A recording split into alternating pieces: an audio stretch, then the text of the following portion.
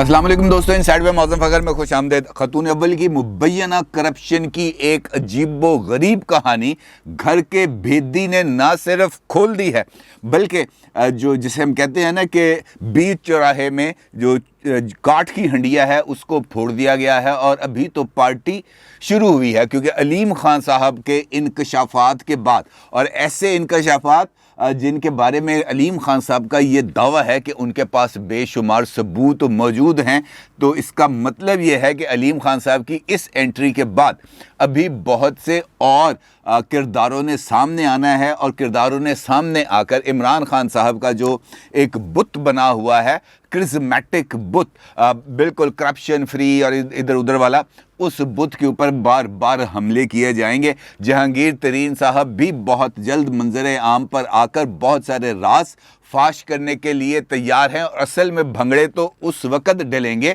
जब ओन चौधरी बोलेंगे, और ओन चौधरी जब बोलेंगे तो वो तो सुनने से लायक होगा। अलीम खान साहब ने आज अपनी प्रेस कॉन्फ्रेंस के अंदर बहुत अहम इंकशाफात किए, बहुत ज़्यादा तफसीलात से आगाह किया और पार्टी के लिए अपनी कुर्बानियों की तफसीलात भी बताई। वो क्या तफसीलात हैं और कौन से अहम इंकशाफात हैं जो ख़तून अव्वल की मुबैना करप्शन के हवाले से हैं, इस पर तफसील से बात करूँगा। लेकिन उससे पहले एक और बहुत बड़ी खबर आपके साथ शेयर करूंगा, और वो खबर है मोहतरम नवाज शरीफ साहब की वतन वापसी के हवाले से।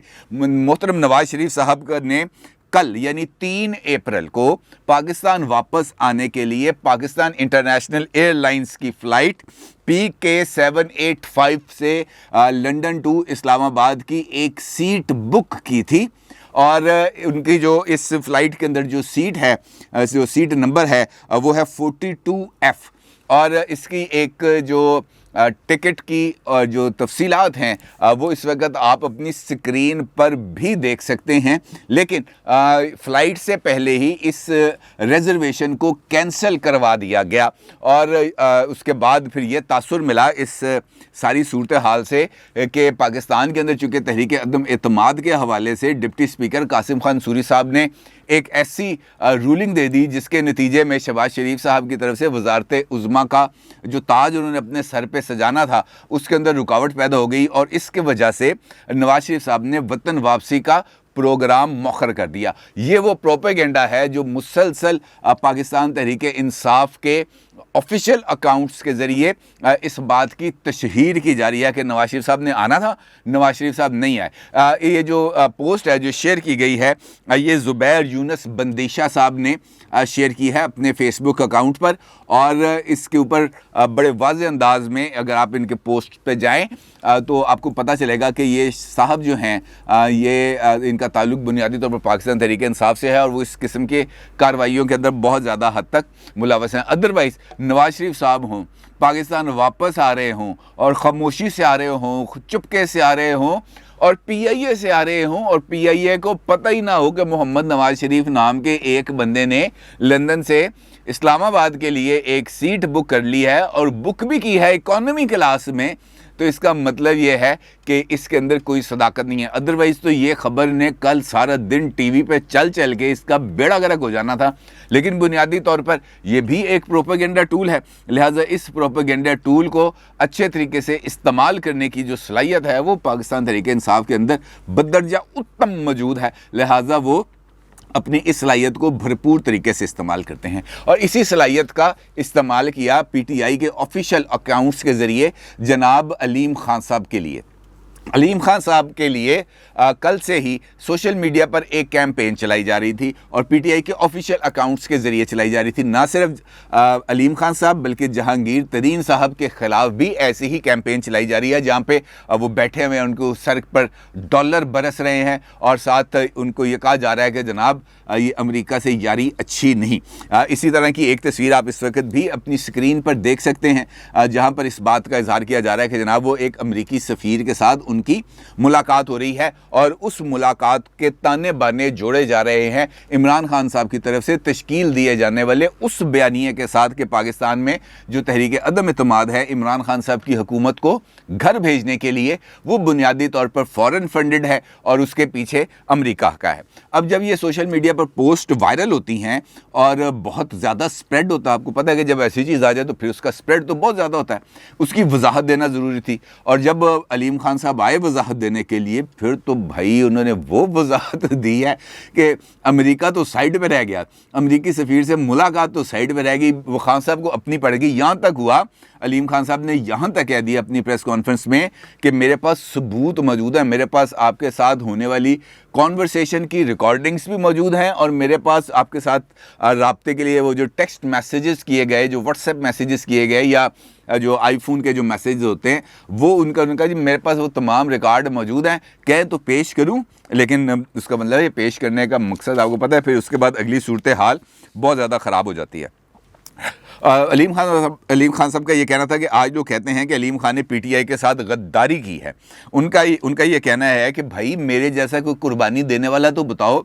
जब आपने पहला जलसा करना था लाहौर में 30 अक्टूबर 11 को, तो उस वक़्त आप और मियाँ महमूदुर रशीद मेरे पास आए और कहा कि जनाब हमने जलसा करना है, कोई मदद तो करें। मदद आपको पता है फिर यही मदद है, बंदा पैसे वाले के पास जाता है तो यही मदद मांगता है। तो उन्होंने कहा जनाब मैंने फिर आपकी भरपूर मदद की और उस जलसे के अंदर अगरचे अब बहुत ज़्यादा वो किया मेरी तरफ से ताउन, लेकिन उसके बाद फिर मैंने कभी कदम पीछे नहीं हटाए।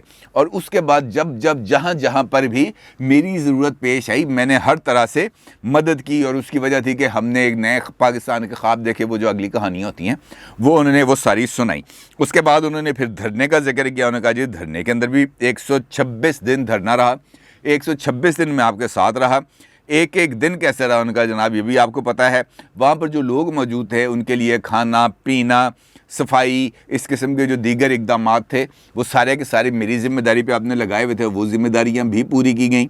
उसके साथ साथ उनका ये कहना है कि मेरे ख़िलाफ़ इनफैक्ट जो कार्रवाई का आगाज़ होता है वो उस वक्त होता है जब 2018 के अंदर पीटीआई पंजाब के अंदर इलेक्शन के अंदर अच्छा नंबर हासिल करती है और अक्सरियत हासिल करती है। उसके अंदर भी उनका कहा कि जहांगीर तरीन साहब ने बहुत इंपॉर्टेंट रोल प्ले किया, लेकिन जिस तरीके से मुझे फैज़ मिला उसी तरीके से जहांगीर तरीन साहब को भी फैज़ मिला। मुझे नैब के ज़रिए अंदर करा दिया गया और जहांगीर तरीन साहब उनके अहल खाना, उनकी साहबजादियों, उनके साहबजादे, उनकी अहलिया के ख़िलाफ़ भी मुकदमात दर्ज करा दिए गए। उन्होंने कहा जी ये है वो सूरत हाल।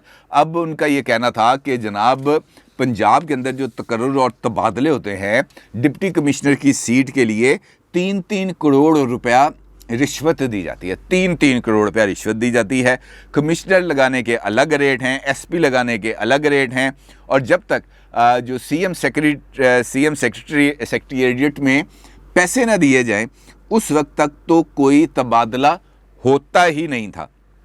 उनका ये कहना था अलीम खान साहब का कि उन्होंने सवाल किया इमरान खान साहब कि तान नहीं पता, आपकी नाक के नीचे ही हो रहा था, एजेंसियां आपको रिपोर्ट कर रही थी, एजेंसियां आपको सब कुछ बता रही थी कि ये पैसे आ रहे हैं, ये पैसे फ़लाँ जगह पर जा रहे हैं, ये पैसे वहाँ से फ़लाँ जगह पर मुंतकिल हो रहे हैं और फिर वहाँ से कहाँ पर मुंतकिल हो रहे हैं, लाहौर से इस्लामाबाद का ये पैसे फासला तय कर रहे हैं। उन्होंने कहा जी आपको इस बात का नहीं पता था। फिर अलीम खान साहब ने ये कहा कि मेरी आपके साथ कई मुलाकातें हुई, कई मरतबा टेलीफोनिक कॉन्वर्सेशन हुई जिसके अंदर मैंने आपके सामने ये तमाम मामलात खोल कर रखे। मैंने आपको बताया कि ये सब कुछ हो रहा है पंजाब में, लेकिन उस वक़्त आपके आंखों पर बुज़दार साहब की मोहब्बत की पट्टी चढ़ी हुई थी, लिहाजा कुछ भी नहीं था, सब कुछ खैर था।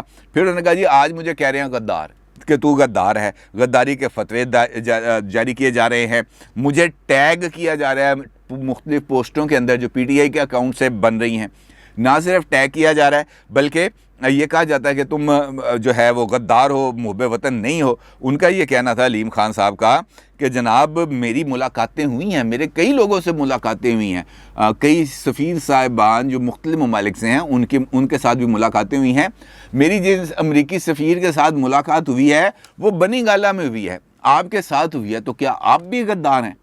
तो ये भी एक अहम सवाल है। अब अगर बनी गाला में रिचर्ड ओल्सन साहब के साथ मुलाकात हुई थी जो उस वक़्त अमरीकी सफ़ीर थे और वो मुलाकात भी उस वक्त भी बहुत ज़्यादा डिस्कशन में रही थी कि एक अपोजिशन लीडर से अमेरिकी सफ़ीर का जाना, बनी गाला में जाना, जाके मिलना, और फिर आपको याद होगा कि उस वक्त जो इमरान खान साहब हैं उन्होंने कहा जी मेरे पास तो पैसे नहीं होते, मैंने तो चाय के साथ जो बिस्किट थे जो आम बेकरी के होते हैं वो बिस्किट मैंने सामने रखे थे।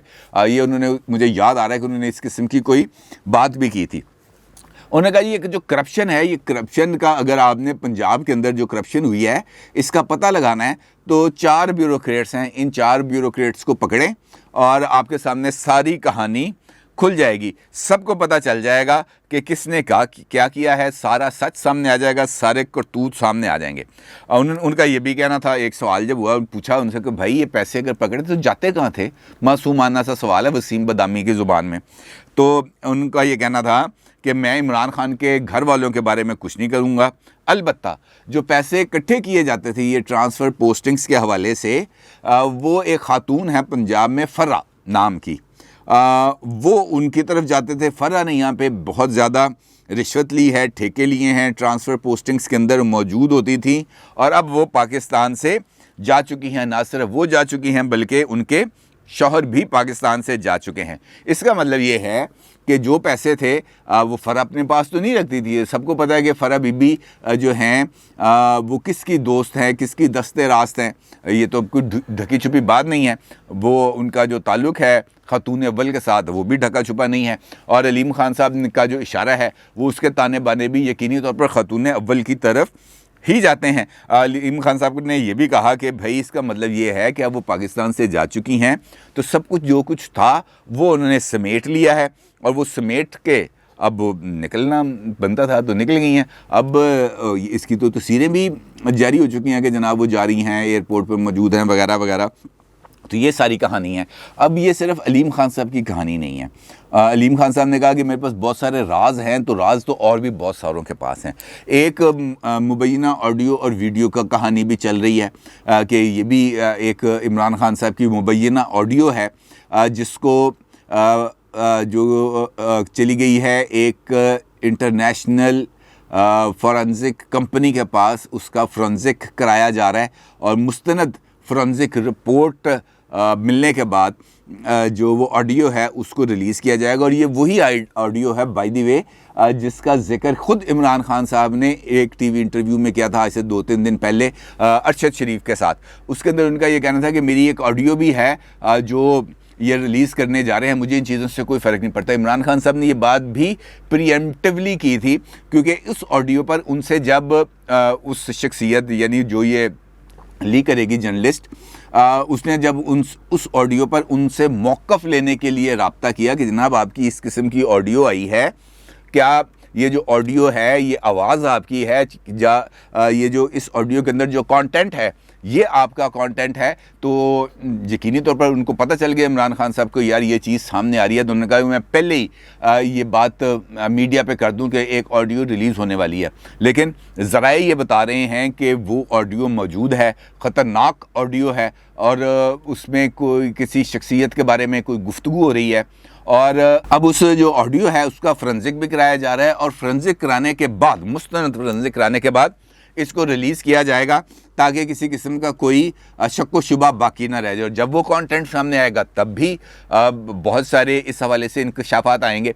अलीम खान साहब की जो प्रेस कॉन्फ्रेंस है वो अपनी जगह पर इम्पॉर्टेंट है, लेकिन सबसे इम्पॉर्टेंट ये है अलीम खान साहब का लबो लहजा, अलीम खान साहब का अग्रेशन, और अलीम खान साहब के एग्रेशन के जवाब में पीटीआई की तरफ से टोटल खामोशी।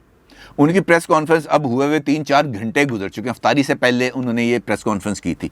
टोटल खामोशी, ना शहबाज गिल को होश आ रहा है, ना फैसल जावेद को किसी किस्म की कोई खबर है, ना इस तरह के और फवाद चौधरी टाइप किसी तरफ से कोई इसके बारे में इतला नहीं आ रही, किसी तरफ से कोई ना तरदीद आ रही है ना तस्दीक आ रही है, खामोशी। यही रवैया है मेरी नज़र में जो अपोजिशन को भी अपनाना चाहिए, यही लबो लहजा है जो वो अपनाना चाहिए, यही अग्रेशन है जो इस वक्त अपोजिशन को अपनाना चाहिए। अपोजिशन को इस वक्त सत्तू पी के नहीं बैठना चाहिए। मेरा ये ख्याल है कि जो कुछ हो रहा है, और गुज़िश्ता 2 दिन से मैं मुसलसल ये बात कह रहा हूँ कि इस वक्त अग्रेशन की ज़रूरत है। अगर अपोजिशन की तरफ से अग्रेशन का इजहार नहीं किया जाता तो फिर कल को उनको इस पर एहतजाज करने की भी ज़रूरत नहीं होगी। जब फैसले आएंगे, जब इलेक्शन होंगे, फिर जब इलेक्शन के रिज़ल्ट आएंगे, उसके बाद फिर शिकवा करने की गुंजाइश नहीं बच जाएगी। अभी भी वक्त है, यही टोन है, अपना लेंगे, इसमें आपकी बचत होगी। और बहुत बड़ा टास्क है ये अब आने वाली हुकूमत के लिए, केयर टेकर गवर्नमेंट के लिए, कि इस सारी सूरत हाल में वो क्या अगला कदम उठाते हैं, क्या कोई तहकीकात करते हैं तो कैसी करते हैं। फ़राह बीबी उनके खामद को वतन वापस लाने की कोशिश करते हैं और उनसे कुछ प्रतीत होती है, पता चले कहाँ से पैसा आया, कितना पैसा आया, किधर गया पैसा। ये सारी डिटेल्स आज नहीं तो कल ज़रूर मंजर आम पर आएंगी, और जिस वक्त मंजर आम पर आएंगी सब हैरान और परेशान रह जाएंगे। अभी तो पार्टी शुरू हुई है। अपनी राय का ज़रूर इज़हार कीजिएगा। आपका बहुत शुक्रिया। अल्लाह हाफ़िज़।